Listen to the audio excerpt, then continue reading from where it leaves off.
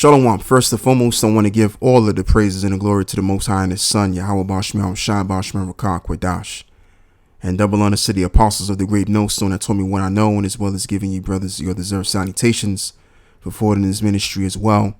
And shalom to the Yakim Guafiam on the side of support, but most importantly, take heed. And it's your brother Laban once again coming at you with this video here, another video.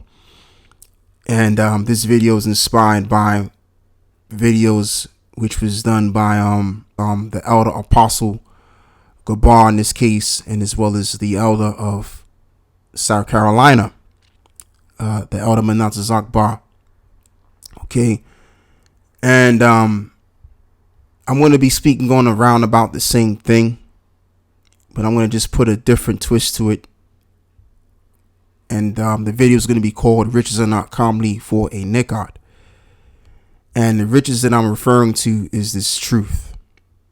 You know, what makes this truth our true riches is the fact that we have a hope for something much more greater than what the eyes can see or what the mind can comprehend. And that is our kingdom. All right. And even the bad among us have this knowledge and this understanding that we have. And because they're niggards, as you know, the term niggard just means someone that's disingenuous, of low means.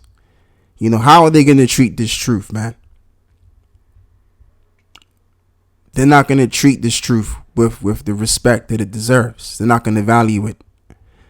They're going to use this truth for other wicked means, whether it's to use it for personal gain, whether it's to gain financing, or whether it's to set up themselves as, gods, or whether it's to get attention from it, you know? So as I'm going to read this again, riches are not commonly for a niggard, and what should an envious man do with money? Verse 4, he that gathereth by defrauding his own soul gathereth for others.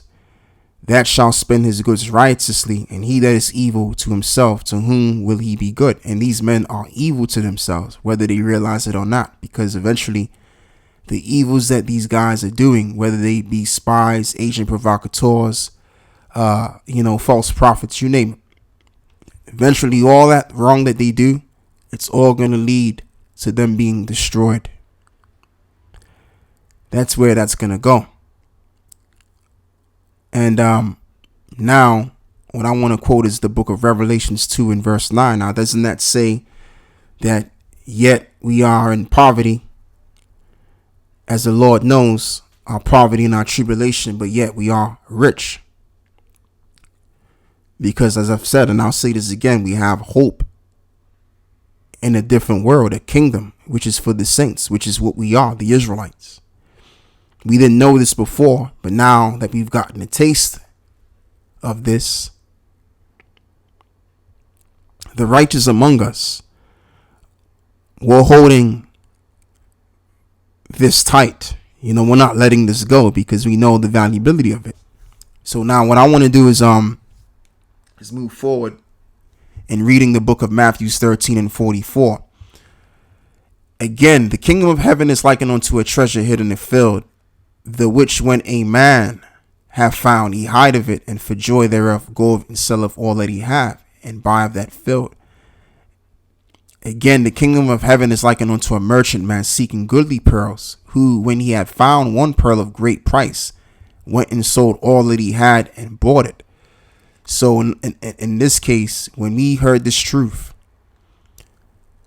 automatically we've renounced the world, because the world isn't on the level that of the kingdom, which is going to be happening in the future for us. Whatever good this world can give to a man, the goodness of what the kingdom can bring to a man is uncomparable. You know, our excellence is going to be literally out of this world. All right. Our desires, our wants, our needs, whatever you have in mind that you think you need or that you think you want, you'll have that in abundance in the kingdom. We're never going to get this in the world. And even if we do have it in the world, we're still not going to be satisfied. As well as the wicked aren't satisfied with their luxurious living, which is only but for a moment anyway. So now let's move forward and let's read the book of Matthew 13, verse, let's just say 36. The tears explained. Then Yahushua sent the multitude away and went into the house. And his disciples came unto him, saying, Declare unto us the parable of the tares in the field. And he answered and said unto them, He that soweth the good seed is the Son of Man, and the field is the world. The good seed are the children of the kingdom, but the tares are the children of the wicked one. The enemy that sowed them is the devil, and the harvest is the end of the world, and the reapers are the angels. So the enemies that sold them is the devil, right? So doesn't it say in the book of John 8 and 44, ye are the father, the devil, and the lust of your fathers ye will do? He was a murderer from the beginning, and the bold not in the truth, because there is no truth in him. And when he speaketh a lie, he speaketh of his own, for he is a liar and the father of it. So you have those Israelites that are doing the bidding of their father, the devil, as well as they did back then, the Pharisees and the Sadducees. Now you had some of them that were righteous, of course. You know, there's scriptures on that we could pull out, but we're not going to get into that because that's not the topic. So now let's read another precept, because you have what? The dragnet, right? And you have many Israelites, once again, that are called into this thing, whether they be of the good or whether they be of the bad. Once more, another parable. Again, the kingdom of heaven is likened unto a net that was cast into the sea and gathered of every kind. And what is the net? The net, again, is this Bible that we use to catch men who are ordained to receive this knowledge, whether they be ordained for deliverance or ordained unto condemnation, which when it was full, they drew to shore and sat down and gathered the good into vessels, but cast the bad away. And so shall it be at the end of the world, that the angels shall come forth and sever the wicked from among the just. And what I also want to read is another verse where it reads that the good and the bad will grow together, right? The wheat and the tares, excuse me. So what we're going to do here is we're going to go up and we're going to read. Yeah, let's read this again. Then Yahushua sent the multitude away and went into the house, and his disciples came unto him, saying, Declare unto us the parable of the tares of the field. And he answered and said unto them, He that soweth the good seed is the Son of Man, and the field is the world. The good seed are the children of the kingdom, but the tares are the children of the wicked one. And the enemies that sold them is the devil, and the harvest is the end of the world, and the reapers are the angels. As therefore the tares are gathered, I think it's in verse 47. Is in verse 47, I think, man. No. It's not. Salakia.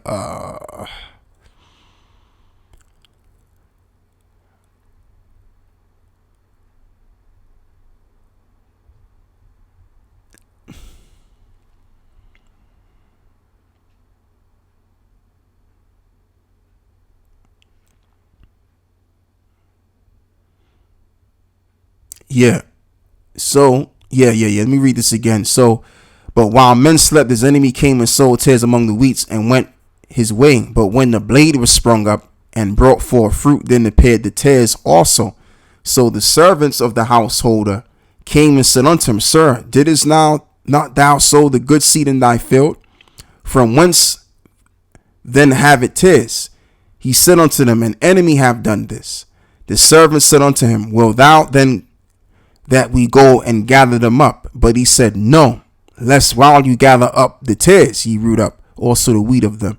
Let both grow together until the harvest. In other words, the end of the world. And in the time of harvest, I will say to the reapers, the angels, gather ye together the first the tares, and bind them in bundles and burn them, but gathered the wheat into my barns. All right. So as I'm going to say is this, is that the Lord, as well as he knew Judas Iscariot, and as well as he knew the sons of men, in this case, the souls of men, right? How much more now that he's in his heavenly state? Yahweh Shai knows who's who. You can't hide from the Lord. You can't escape from the Lord. Okay.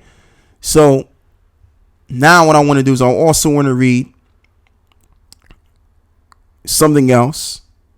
And we're gonna read what is it? Amos. Yeah, we're gonna read Amos 9 and 9. I think I might have read this before, but I'll read this again just in case if I didn't. For lo, I will command and I will sift the house of Israel among all nations, like as a corn is sifted in a sieve.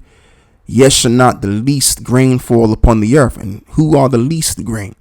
The least grain are the elect. So they're not going to fall upon the earth. Those that will fall upon the earth are your sinners. As it reads continually, all the sinners of my people shall die by the sword, which say, the evil shall not overtake nor prevent us. And when men say, oh, well, this ain't the breakdown for that, and the MOTB means something else, in a roundabout, and then you have other camps too, or a camp that I remember saying that the chariots are not gonna come, something to that equivalent. I could be wrong in saying what I'm saying, but there's a particular camp that I remember saying something like that though. So you have these guys that are sinners by nature, not sinners by nature. By nature they're righteous, but they're just playing their purpose here on this earth as being sinners.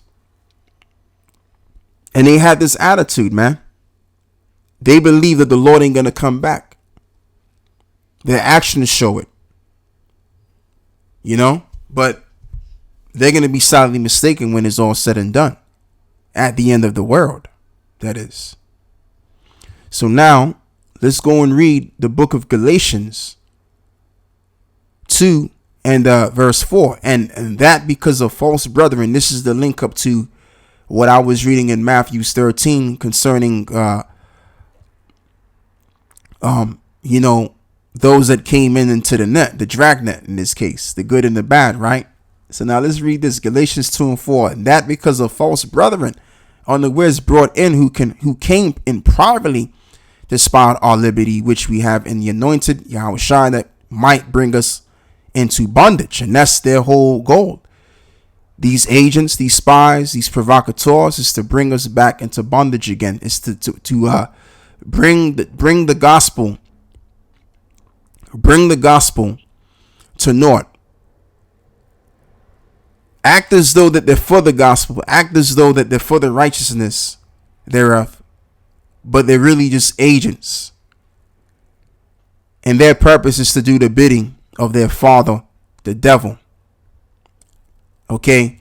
And that's your niggards, man. Niggards are not, riches are not commonly for a niggard.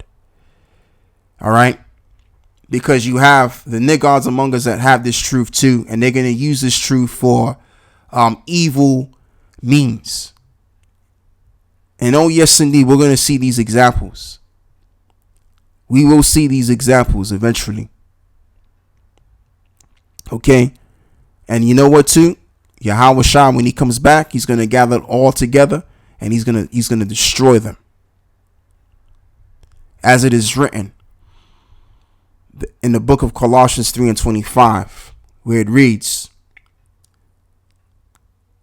that a man shall receive for the wrong that which he have done. And as it reads in the book of Galatians 6 and 7, that for the Most High is not mocked, for whatever man soweth, that shall he also reap. That doesn't just apply to Edom, that also applies to our people too, that want to be doing wickedness.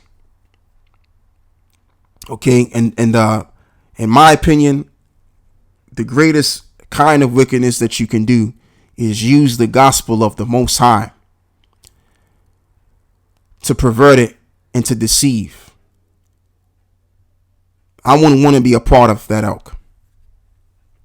As it is written, it is a fearful thing to fall into the hands of the living power. And you guys are going to fall right into those hands. in the worst way. Okay, there's a judgment like none other that's coming to you guys that's doing this stuff, man.